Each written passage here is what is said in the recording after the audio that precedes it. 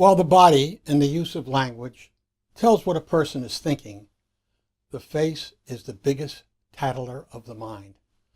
Normally, the face reflects what's being said. It's an automatic response, and the individual doesn't even realize it's happening. These are called tells. Each one is a clue to truth or deception. Usually, a number of these clues are needed before any inference can be drawn. Health, culture, medication, and their normal facial reactions must be considered. People try to hide their tells. A poker player might go to the extreme to keep competition from knowing anything about their hand.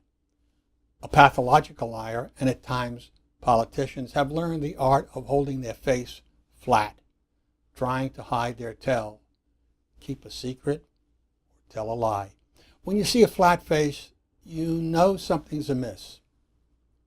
Donald Trump Jr. held his face flat when he was telling a lie about the Trump Tower meeting. When a person is under stress, making up a story or pushing a deception, the body goes into a fight or flight stress response. During this time, each person's reaction or tell is different, and you may have a lasting impression of their response. These clues might only be present for a short time, occurring in different areas of their face, so close attention is necessary.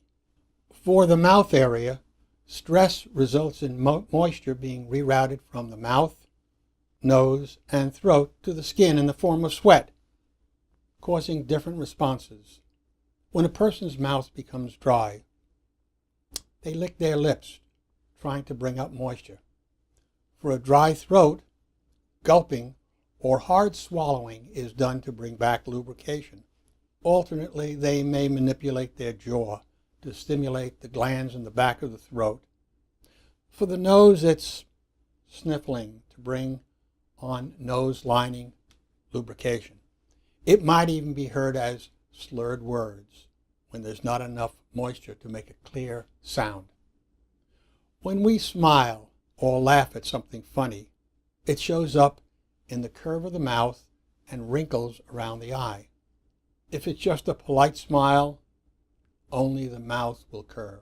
However, when someone is telling a non-funny story, the mouth smile may look awkward, showing nervousness about what they're saying.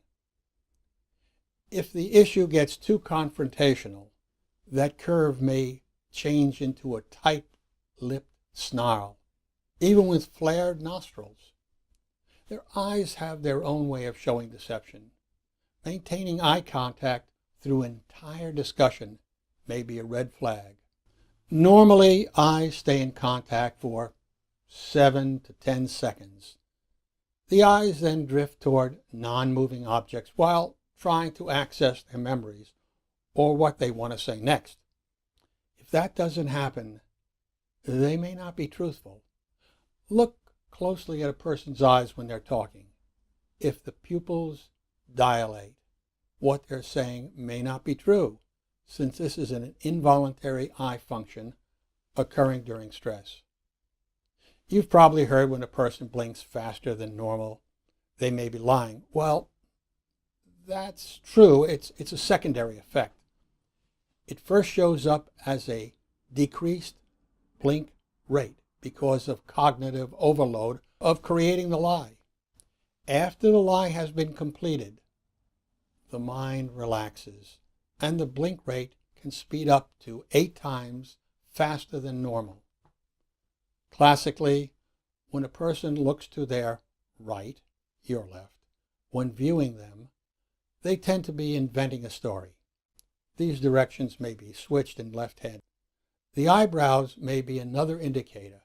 Anxiety or tension will produce an involuntary, short tightening of the muscles in the center of the forehead. These are classically called eyebrow flashes. Quick up and down movements of the eyebrows. These last for only about 1/6 of a second and tend to occur more frequently when people feel comfortable and decrease when they're uncomfortable or lie. Most of face's movements are an unconscious response. Watch the face to see truth or fiction in action. I want the truth! I don't recall it. I did not have. And they're completely false. I had no prior knowledge. Are totally false.